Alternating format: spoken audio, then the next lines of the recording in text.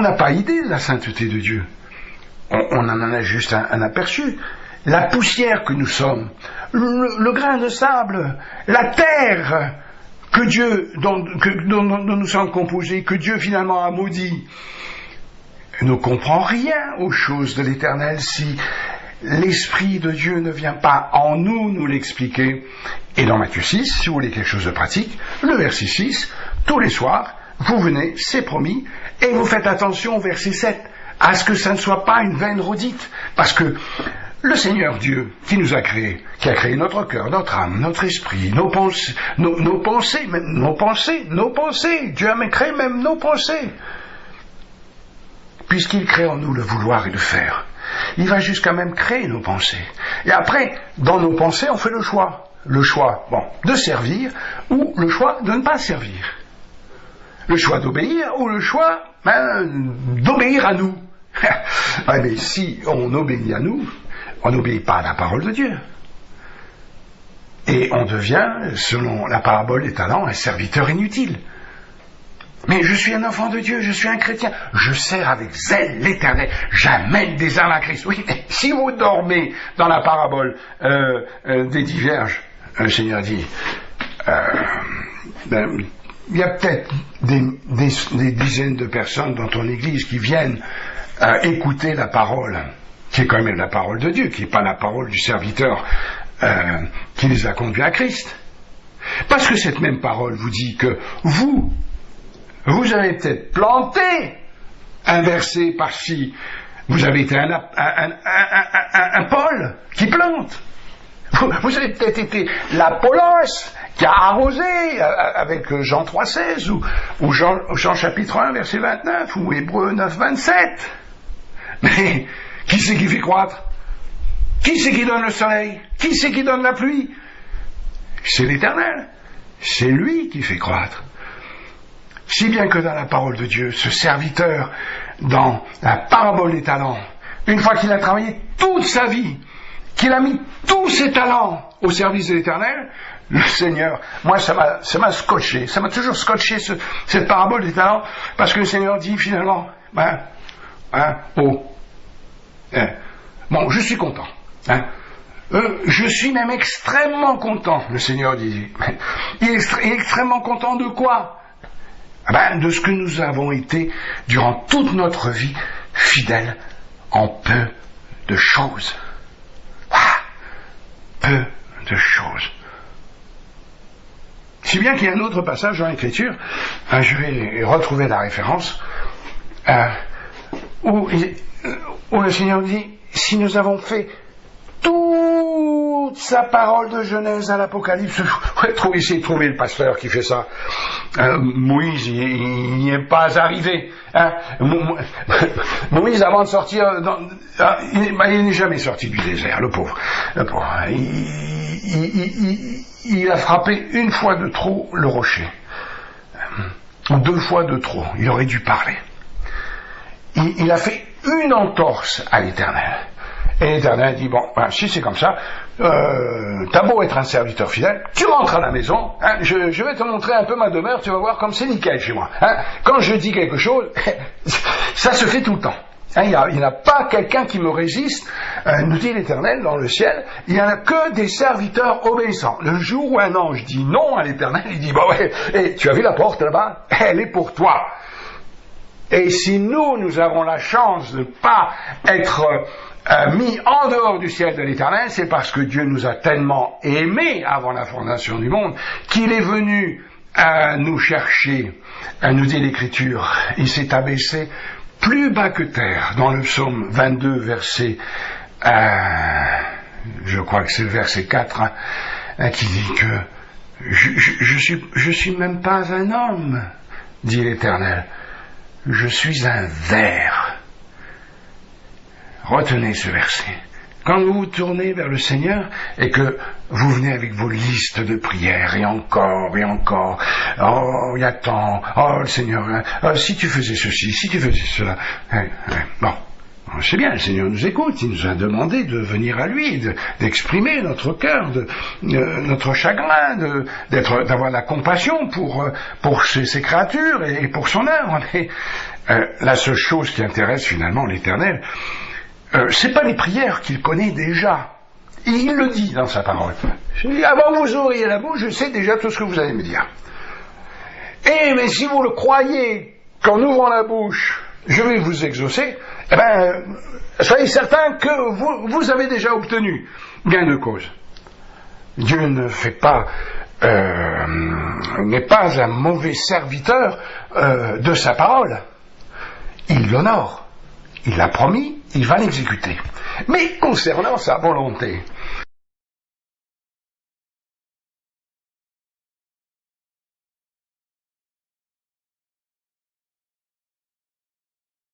finalement, la seule prière que Dieu aurait voulu écouter depuis votre conversion, qui est dans Matthieu 6, et que vous lui avez refusé, parce que vous étiez dans l'église de Jésus-Christ qui dort, ou qui sommeille, qui s'est réveillé au fil des siècles de temps en temps, qui a fait ses réveils dans l'histoire de l'église. Je veux dire, tous les serviteurs ne dorment pas, tous ne sommeillent pas de la même manière. Il y a des serviteurs bien vivants, qui prient, Seigneur, envoie des serviteurs dans la moisson. Et moi, serviteur de l'Éternel, qui était diacre pendant 37 ans, je vais vers un serviteur qui a le grade supérieur et qui enseigne dans les assemblées. Je dis, le Seigneur m'a donné 3 messages pour le couple dans ton assemblée. Un diacre arrive voir un pasteur et il dit, chez nous, dans notre assemblée, il y a 2 pasteurs déjà. Et puis, il y a des anciens qui enseignent. Donc, on a tout le nécessaire, on te remercie. Donc, bien gentiment, on m'a dit, non, c'est pas nécessaire. Et ça, je l'ai fait des dizaines de fois vers les assemblées.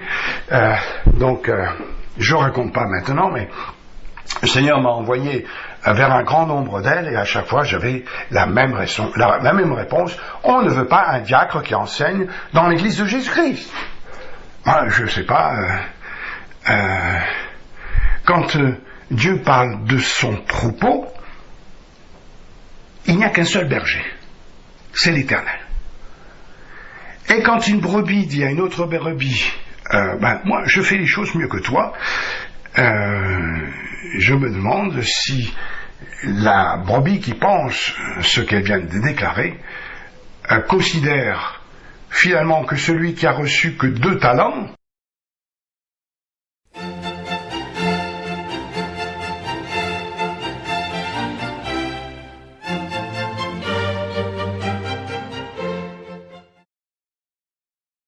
Un commentaire en rose est ajouté avant de poursuivre. Matthieu 20, verset 6. Étant sorti vers la 11e heure, il en trouva d'autres qui étaient sur la place, et il leur dit, « Pourquoi vous tenez-vous ici toute la journée sans rien faire ?» Mais l'Écriture nous dit que nous sommes dans la dernière heure. 1 Jean 2, verset 18. Petits enfants, c'est la dernière heure, et comme vous avez appris qu'un antéchrist vient, il y a maintenant plusieurs antéchrists, par là nous connaissons que c'est la dernière heure. Cela fait 2000 ans que nous sommes dans la dernière heure. Éphésiens 5, verset 16. Rachetez le temps, car les jours sont mauvais. La météo selon l'Église qui dort, c'est finalement dans la bouche des pharisiens qui parlent en nous disant depuis des décennales que l'on doit se réveiller, mais nous demande de dormir, quand Dieu envoie des ouvriers dans sa moisson. La sienne, qui n'est finalement plus l'amène de ceux qui prêchent. Le serpent se serait-il mordu la queue? Je me demande si la brebis qui pense ce qu'elle déclare considère finalement que celui qui a reçu que 2 talents n'a pas un service égal à lui-même qui en a reçu 5. Et le diacre que je suis resté dans l'âme, même si mon service a changé, entend encore en l'an 2000, d'une autre façon des serviteurs qui se comparent à eux-mêmes, alors que c'est Dieu qui fait croître. 1 Corinthiens 3, verset 6. J'ai planté, Apollo a arrosé, mais Dieu a fait croître. Et en 2025 des serviteurs se considèrent encore, malgré le Saint-Esprit, au-dessus, comme Paul le soulignait jadis, et où il semble qu'on n'ait pas fait de progrès. Pas un iota. 1 Thessaloniciens 4, verset 1. Au reste, frères, puisque vous avez appris de nous comment vous devez vous conduire et plaire à Dieu, et que c'est là ce que vous faites, nous vous prions et nous vous conjurons au nom du Seigneur Jésus de marcher à cet égard de progrès en progrès. Et il y a toujours des hauteurs dans l'esprit de l'homme. 1 Corinthiens 1, verset 12. Je veux dire que chacun de vous parle ainsi. Moi, je suis de Paul. Et moi, d'Apollo. Et moi, de Cépha. Et moi, de Christ. Alors que l'on est tous en lui. 1 Corinthiens 3, verset 4. Quand l'un dit. Moi, je suis de Paul. Et un autre, moi, d'Apollo. N'êtes-vous pas des hommes? De la terre. De la terre, sans esprit finalement. C'est ce que Paul dit à des disciples qui pensaient avoir un grade au-dessus de celui des serviteurs, et même pire, au-dessus de son compagnon de service. Et si les disciples d'antan se chamaillaient pour savoir en l'an 67, date de l'écriture des 1 Corinthiens, en 2000 passés, les textes n'ont pas pris une ride. Car les maisons d'édition, le Seigneur me pousse à ne pas leur faire de cadeaux. Et ce même si des Bibles sont vendues ou offertes. Car en 2025, on préfère encore le grade de « disciple » où vous trouverez plus de 50 références pour en faire un pire que vous.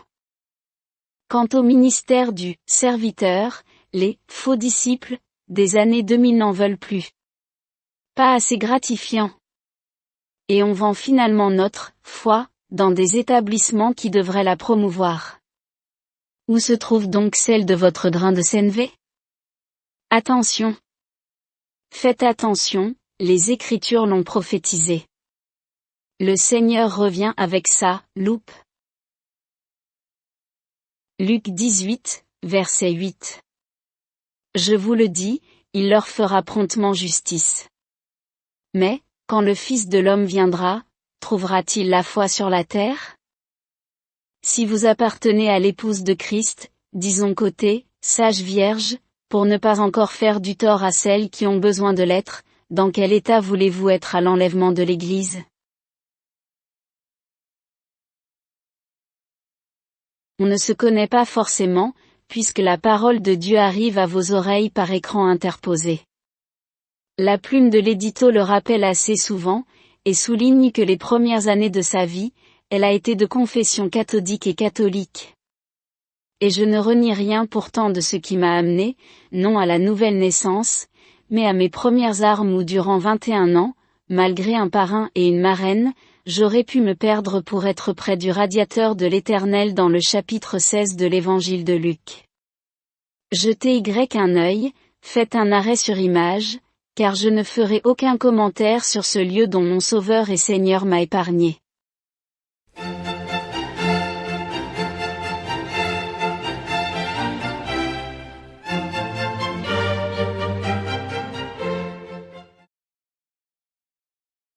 Il y avait un homme riche, qui était vêtu de pourpre et de fin lin, et qui chaque jour menait joyeuse et brillante vie. Un pauvre, nommé Lazare, était couché à sa porte, couvert d'ulcères. Et désireux de se rassasier des miettes qui tombaient de la table du riche, et même les chiens venaient encore lécher ses ulcères. Le pauvre mourut, et il fut porté par les anges dans le sein d'Abraham. Le riche mourut aussi, et il fut enseveli. Dans le séjour des morts, il leva les yeux, et, tandis qu'il était en proie au tourment, il vit de loin Abraham, et Lazare dans son sein.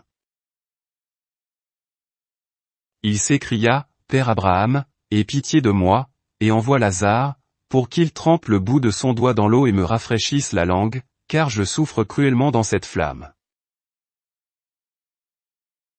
Abraham répondit, Mon enfant, souviens-toi que tu as reçu tes biens pendant ta vie, et que Lazare a eu les maux pendant la sienne, maintenant il est ici consolé, et toi, tu souffres. D'ailleurs, il y a entre nous et vous un grand abîme, afin que ceux qui voudraient passer d'ici vers vous, ou de là vers nous, ne puissent le faire. Le riche dit, Je te prie donc, Père Abraham, d'envoyer Lazare dans la maison de mon père, car j'ai 5 frères. C'est pour qu'il leur atteste ces choses, afin qu'ils ne viennent pas aussi dans ce lieu de tourment. Abraham répondit, Ils ont Moïse et les prophètes, qu'ils les écoutent. Et il dit, Non, Père Abraham, mais si quelqu'un des morts va vers eux, ils se repentiront. Et Abraham lui dit, S'ils n'écoutent pas Moïse et les prophètes, ils ne se laisseront pas persuader quand même quelqu'un des morts ressusciterait.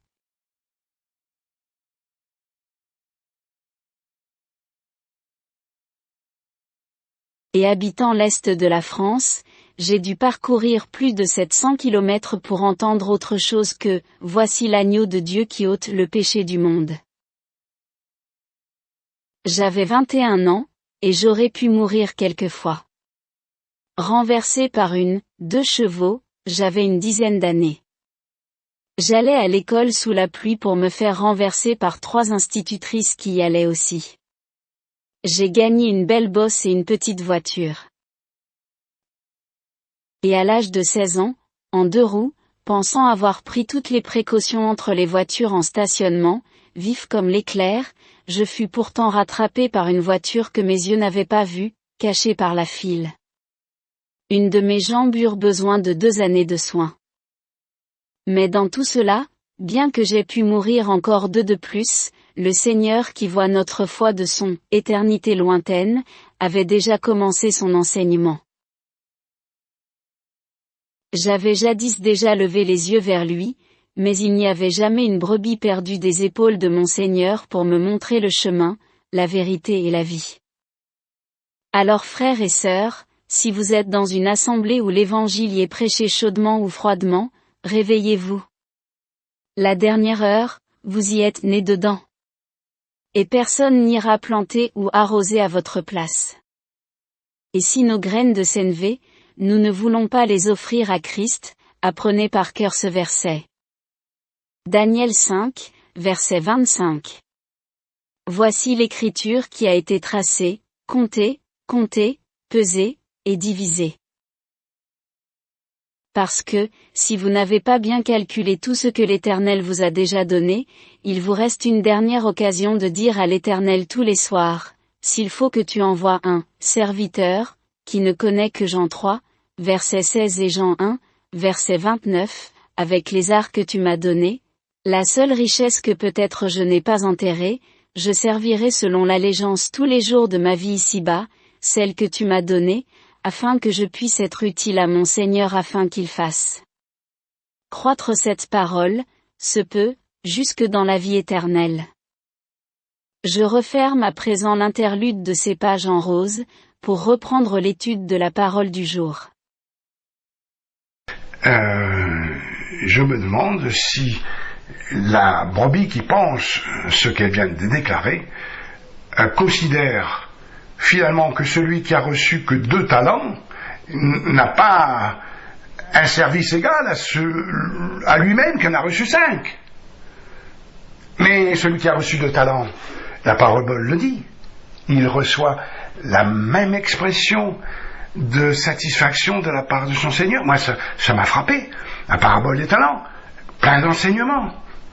Quand je viendrai à la parabole de la brebis perdue, un peu plus tard dans l'enseignement de l'édito, vous verrez qu'il y a des choses cachées encore dans cette parole, alors qu'on met toujours qu'en évidence la joie d'une brebis qui revient à l'Éternel. Mais il n'y a pas que ça, il y a encore bien d'autres images.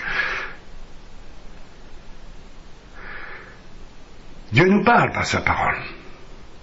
Si on pense qu'on est parmi ceux qui ont tout compris, comme Job finalement, il dit comment ça? Moi, qui fais un service à l'Éternel, le matin pour moi, et l'après-midi pour mes enfants, l'Éternel me tombe dessus, qu'est-ce qui se passe? Qu'est-ce que j'ai fait?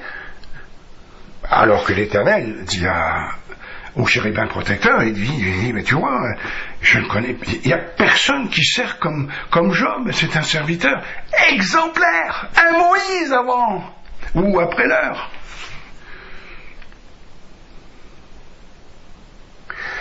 Et pourtant, Dieu abaisse un instant son serviteur, il en fait un Jean-Baptiste qui doit diminuer devant l'Éternel, malgré son service rendu. Quel pasteur aujourd'hui voudrait être plus bas que le dernier dans l'assemblée? Pas beaucoup. J'en ai vu des pasteurs qui avaient un peu tous les ministères.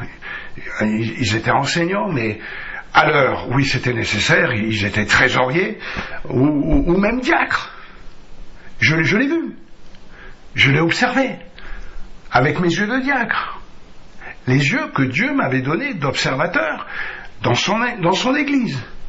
Et quand il me dit, il y a bien des années, eh bien, lève-toi, enseigne, tu as ma bénédiction maintenant. La seule chose que je me rappelle avoir fait durant mes années de service, si vous voulez quelque chose de pratique, je vais vous donner encore quelque chose de pratique. Alors si vous n'écoutez pas l'édito, vous pourrez toujours dire, il n'y a rien de pratique dans l'édito. Mais alors, si vous avez sauté, si vous êtes arrêté à la moitié du message, vous n'êtes pas arrivé jusqu'à cet instant où je vous donne un secret. Le secret de l'édito. Je l'ai déjà écrit, je pense, dans la façon que vous l'avez reçu sous WhatsApp en 2023 et 2024. Et c'est résumé en Jean chapitre 10, versets 28, 29, 30, je vous les mets, je vous les affiche, regardez bien, 28, 29, 30. Et alors, la réflexion est tout simple. Puisque devant la parole de Dieu, nous devons réfléchir. Dieu nous a donné des cellules pour ça, afin que notre foi soit vivante, et non pas simplement des auditeurs oublieux qui, une fois qu'ils en ont pris connaissance, pensent à la voiture à réparer, ou au petit qu'il faut aller chercher à l'école, et tous les sujets qui viennent à 99% dans notre journée, nos pensées qui ne sont pas celles de l'Éternel. Imaginez, vous sortez de l'église, vous mettez la main sur la porte de la cloche, pour sortir de l'assemblée, déjà, vos 99% de pensées sont au rendez-vous. Et ceux de l'Éternel sont derrière vous. Bon, quelque chose va rester. Mais si vous n'êtes pas un serviteur oublieux, selon le Nouveau Testament, si vous êtes un serviteur qui avait scellé la parole de Dieu, il dit, bon, ça c'est pour moi, je vais le mettre en pratique, le pasteur a raison, j'ai été un serviteur désobéissant, je vais faire selon la parole de Dieu, et tout ce que j'ai entendu aujourd'hui, je le mettrai en pratique. Et si l'Église faisait ça tous les dimanches, le pasteur, ce serait celui qui serait assis le dimanche suivant dans l'église et qui écouterait ses brebis lui enseigner la parole de Dieu. Mais en général, ça n'arrive pas. Ou peu. Que de temps en temps. Ou il y en a un qui sait, moi je voudrais bien enseigner aussi. Mais même ce serviteur qui est fidèle dans l'enseignement, finalement, entre Genèse et l'Apocalypse, son Seigneur lui dit qu'il fait partie de l'église qui dort. Dieu n'aura pas un mauvais jugement ou reproche envers ce serviteur qui a fait tout ce qui était en son pouvoir pour réveiller l'Église, qui prie à la demande du Seigneur Jésus d'envoyer des serviteurs dans sa moisson, mais qui manque de foi à tel point que l'Église elle-même ne lève pas le doigt pour être ce serviteur-là. Parce que c'est toujours bien de dire, moi je suis un Moïse, j'ai pas la parole facile. Alors l'Éternel dit à Moïse, tu prends ton frère, hein? L'Éternel qui voit bien plus loin, sait très bien que Moïse, une fois qu'il est lancé, on ne peut pas l'arrêter. D'ailleurs, il est le premier à se jeter entre l'Assemblée, entre Israël et l'Éternel, pour que l'Éternel arrête de tuer et de faire du mal à Israël. Il est le médiateur parfait. Le Seigneur l'a choisi pour cela. C'est le David avant l'heure. Qui va devant le lion rugissant, dit « Oh non, non, non, non, lion rugissant, tu ne touches pas à Israël !» Que vont dire les nations au pied du mont Sinaï, si tu les mets tous à mal, si tu les élimines, si tu tues tous ceux que tu as fait sortir du pays d'Égypte? Que vont dire les nations? Elles vont dire « Mais l'Éternel, il les a fait sortir pour les faire mourir. » Ah, il ne faut surtout pas aller vers l'Éternel. Moïse était très intelligent. Et il était rapide comme l'éclair. L'Éternel faisait quelque chose, et voilà, surtout, l'Éternel, surtout pas faire ça. Qui c'est qui dirait ça à l'Éternel aujourd'hui? Ah ben personne, il ne faut pas le faire. Alors que c'est lui qui nous pousse dans cette situation afin que nous comprenions ce qu'il veut. Et ce que veut l'Éternel, c'est notre enseignement, afin que nous soyons obéissants. Alors vous voulez être obéissant? Eh bien, je vais vous dire mon secret. Le côté pratique dont je vous parlais il y a quelques instants. Eh bien, vous êtes dans la main du Père. Vous avez donné votre cœur. Dans la parabole des talents, c'est un des deux banquiers du serviteur inutile qui a refusé avec la vie, le mouvement et l'être de venir recevoir son deuxième talent, la vie éternelle. Vous êtes dans la main du Fils par lequel, médiateur, vous avez reçu ce talent. C'est-à-dire un des banquiers qui vous ouvre la porte de la banque pour aller chercher votre deuxième talent. Jésus dit, je suis la porte des brebis, et si vous voulez voir le banquier, pour recevoir le deuxième talent, il faut passer par moi. Le chemin est difficile, il est étroit, la porte est resserrée, ou inversement, et il faudra vous baisser un petit peu, pour passer par une toute petite porte, vous incliner devant le roi des rois, le Seigneur des seigneurs, l'Éternel, et recevoir la vie éternelle.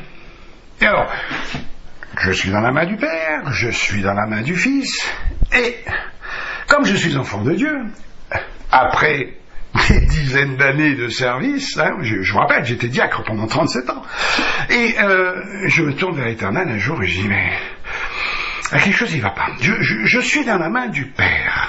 J'y ai compris. Alors je suis dans la main du Fils. Ça aussi, j'ai compris. Et on a un chant qui dit, il tient le monde dans sa main, finalement. Tout est dans sa main, éternelle. Et on est dans sa main, eh bien, comme Belchassar, dans l'Ancien Testament. Et où Daniel est obligé de venir lui expliquer ce qui est marqué sur le mur. Il comprend rien du tout. Il a vu un doigt qui marquait des choses. Et Daniel lui a dit, c'est marqué, compter, peser, diviser. C'est ce que Dieu fait. Il nous pèse, puisque nous sommes dans sa main. Et il compte tout de nous. Il passe dans notre cœur, nos pensées, notre main, entre la moelle et les os. Il n'y a pas une cellule du corps, en bonne santé ou malade, qui lui soit inconnue. Et je dis toujours qu'un serviteur fidèle devrait être en bonne santé. Comme l'état de notre âme. En bonne santé spirituelle. En bonne santé de serviteur. Il n'y a pas un ange qui est malade, qui sort sa carte vitale ou sa mutuelle. Moi, je ne connais pas un ange qui veut. Alors, un serviteur, un Moïse, ou même Adam, ne va pas voir le premier médecin. Ça n'existe pas. Son médecin, c'est l'Éternel. S'il a besoin de se tourner vers l'Éternel pour recevoir quelque chose, alors que le Seigneur avait tout donné à Adam dans le jardin d'Éden. Tu peux faire tout ce que tu veux, tout, même l'arbre de la vie. Adam avait pu goûter à l'arbre de la vie jusqu'au jour où il a mangé.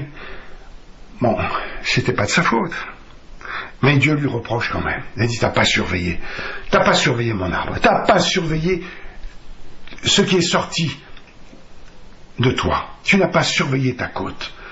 Et Dieu a fait de l'homme le surveillant de la femme, non pas pour dominer sur elle, mais parce qu'il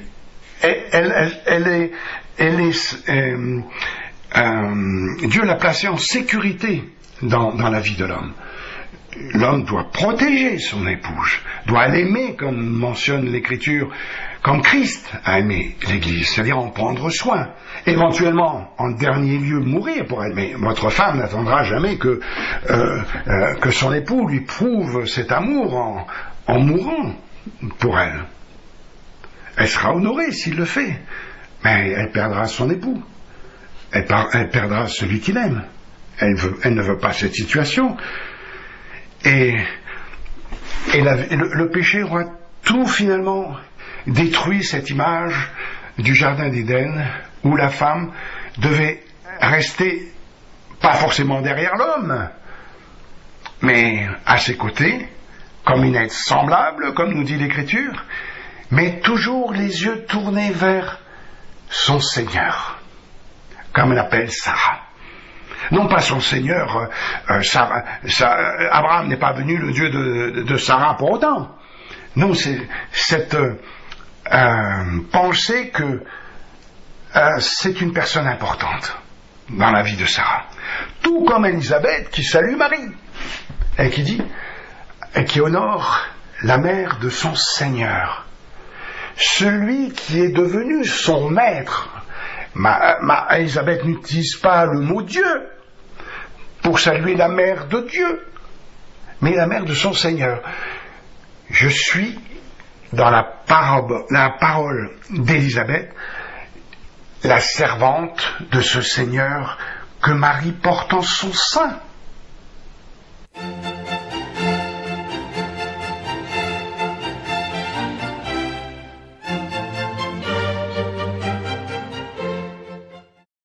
Juste encore un dernier mot avant le dernier volet. Son Maître présent des cieux, il l'a rempli du Saint-Esprit.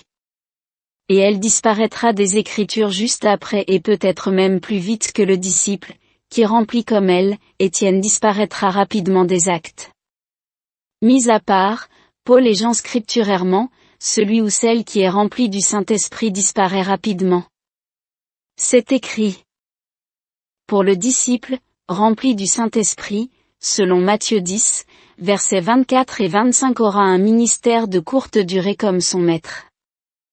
Soit une tournure de phrase différente pour Élisabeth, mais qui ressemble à 2 gouttes d'eau à l'expression de Marie qui reçoit un court instant, l'ombre de l'Esprit du Très-Haut, qui dans les minutes qui suivront disparaîtra comme toute ombre dans la minute qui suit. Avec une Marie qui ne s'exclame pas en disant qu'on a raison d'accorder à Élisabeth le synonyme de « Dieu », à celui qui est son Seigneur, soit synonyme de Maître. Puisque la parole de cette femme, bienheureuse, nous arrive jusqu'à ce jour pour témoigner, que selon elle, le témoignage propre de Marie, « Je ne suis la mère de personne », mais simplement la servante du Seigneur, non pas celui qui est en elle, mais le Seigneur, l'Éternel qui a visité, sa servante par son ombre. Il ne faut pas oublier ces traits de lettres-là. Marie, un prochain sujet dans les vidéos de l'édito. Luc 1, verset 38.